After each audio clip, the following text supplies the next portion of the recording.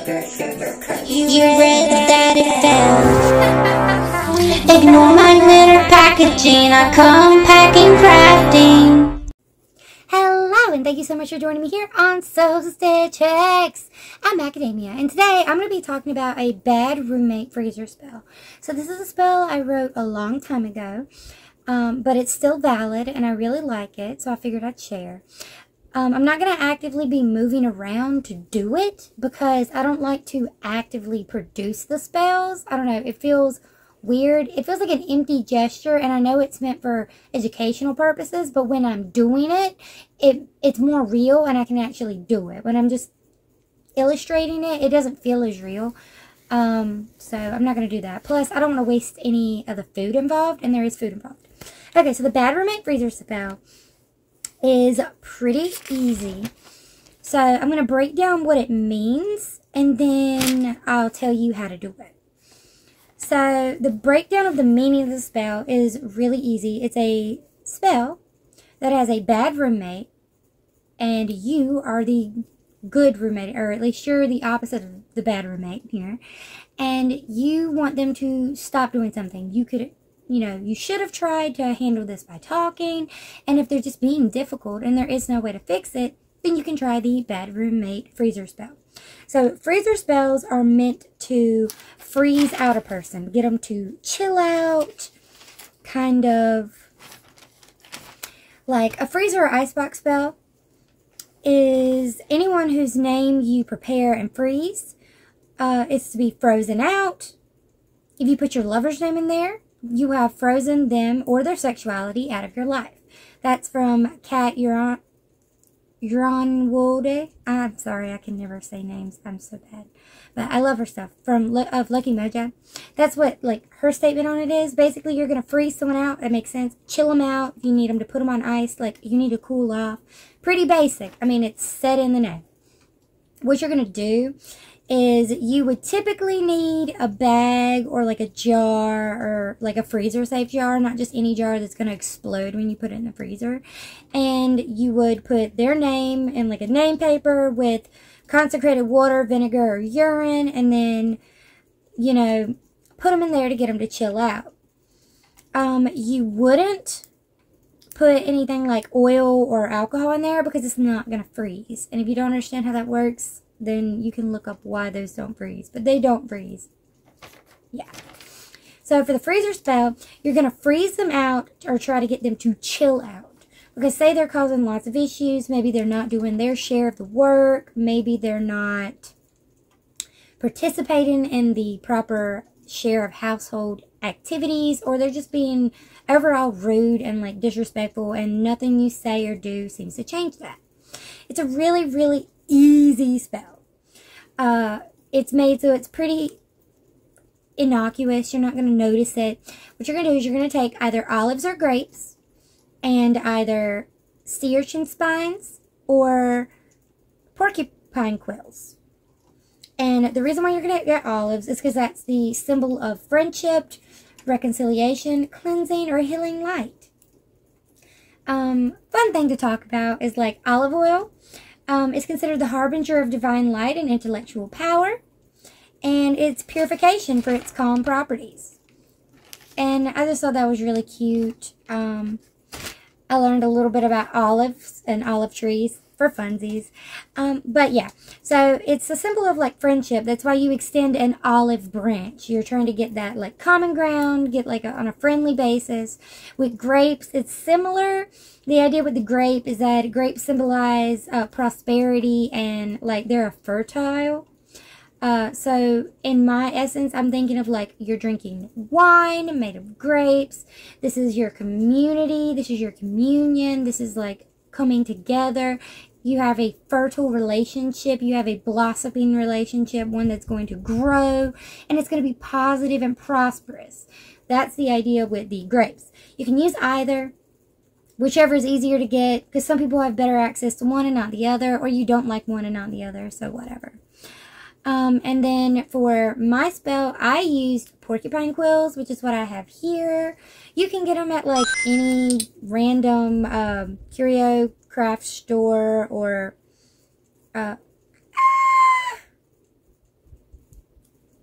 of them are very spiny, like they're more like hairs. But I just lost a quill in my bed. I am in trouble.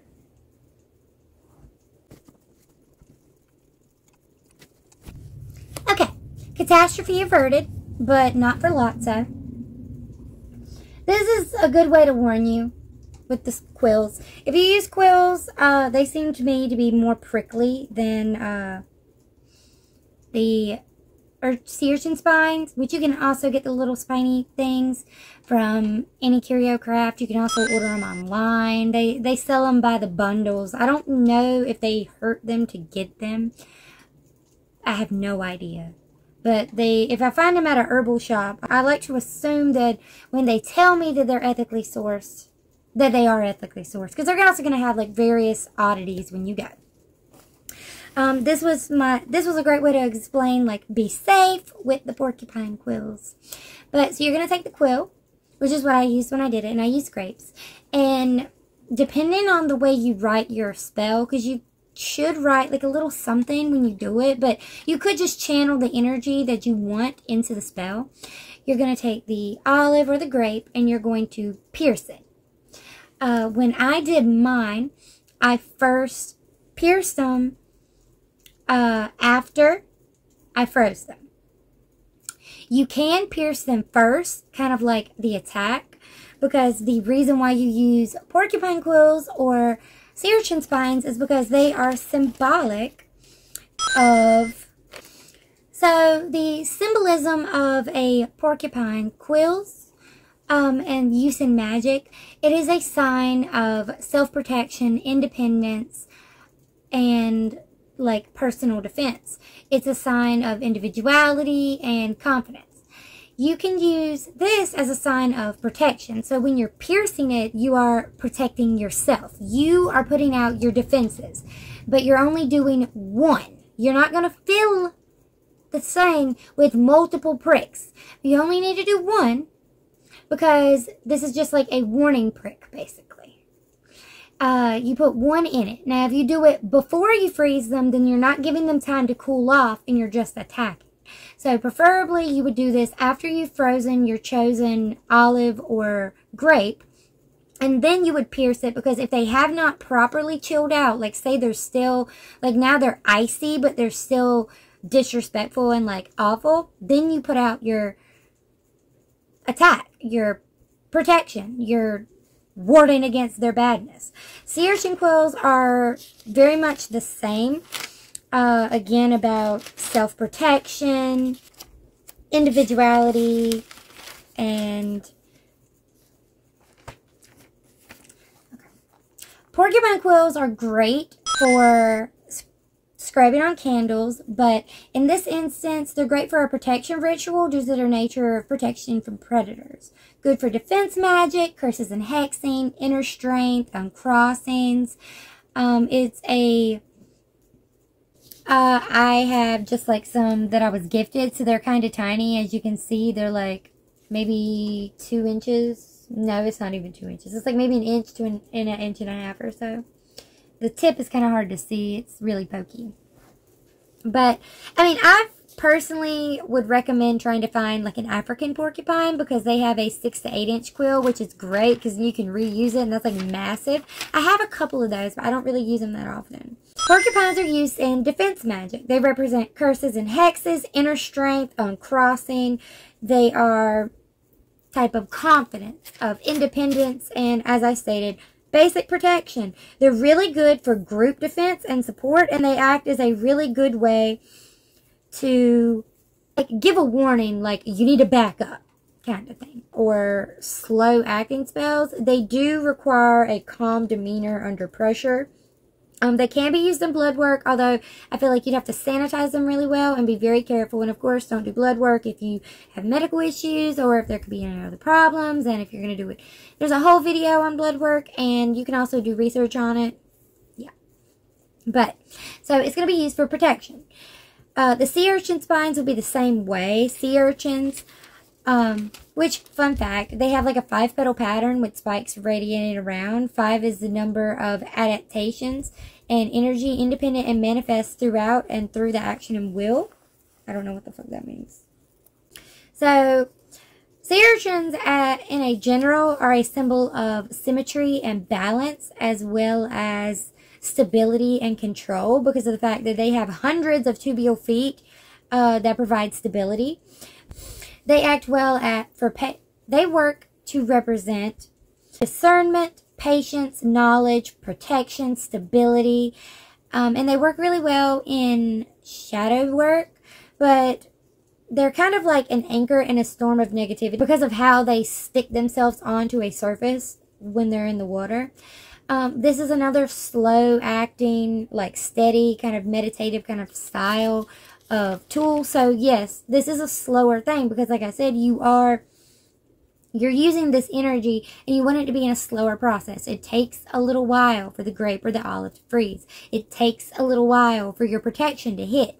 But what you're going to do is you're going to take either your porcupine, and I mean, you can pick this based off anything. I picked porcupine quills or sea urchin spines because they're easy for me to get and they're really cool. But you can do it and be very specific, like say you are independent and you are making the decision to protect yourself and you specifically want to use porcupine quills. That's what I used. That's what I did. I used a grape and then I froze it because you freeze it to represent the pushing out the relationship. Then comes the protection part. You're going to take your porcupine quill or whatever and you're going to pierce through it just one time. You're not going to fill it with spikes so that it looks like the guy from Punisher. What you're going to do is do the one time, because this is a warning fire, if anything. You're going to put that in and then you're going to put it back in the freezer. And on the one hand, if the roommate sees it and still has no idea what they're seeing, but don't feel comfortable with whatever they're seeing, not knowing what they're seeing, that might make them stop anyway. On one hand, as an act of unintended deterrent. But on the other hand, it should give them that like jolt of when they're in that cooled off state to kind of feel that they've attacked someone, feel like, oh, I just did something wrong. Where is it coming from? Because typically if you get attacked by an animal, you're either going to attack back or you're going to realize, oh, I messed up. I am so sorry, Mr. or Mrs. or what have you. So in this instance, you're just going to pop, so that you can get that basic little point across. And then after you've done that, put it back in the freezer and just leave it. If the relationship improves, then you did good. If they slowly just back away and leave, then they were more of a predatory creature rather than just a friendly creature that made a small mistake. And in this instance, if that happens, that's fine. At a certain point, if you think they've suffered enough and have realized their actions, that would be the time to take it out of the freezer and thank it for its work and throw it away. Or dispose of it however you want. If you take it out and let it thaw out and just watch to see how they respond to being released. If they don't do well, do it again. Put them back. Put them back. And then see how it works from there.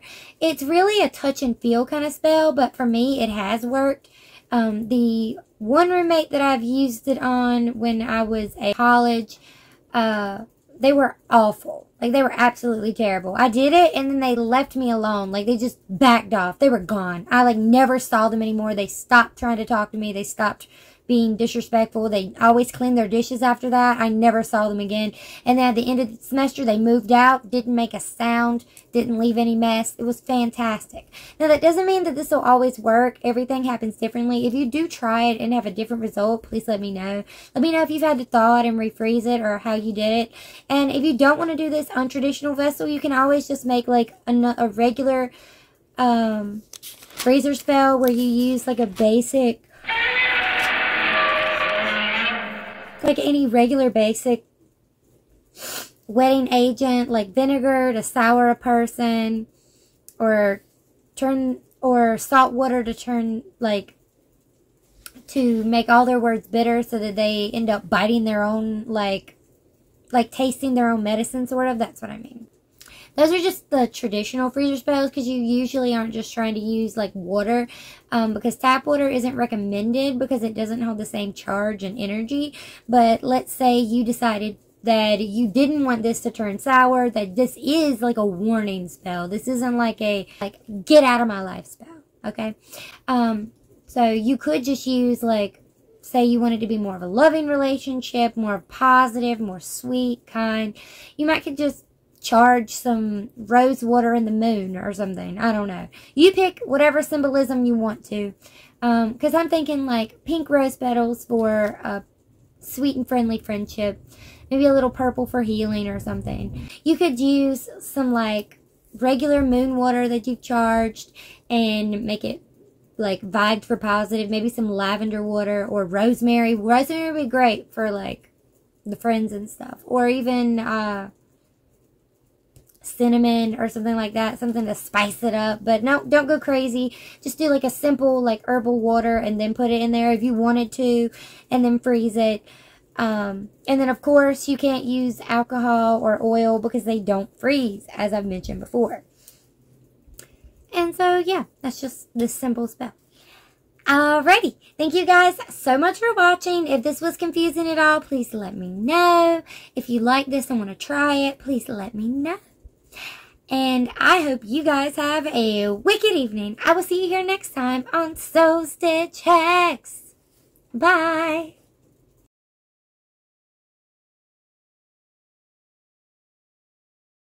Get ethically sourced. Hello. He is just having a day. Okay.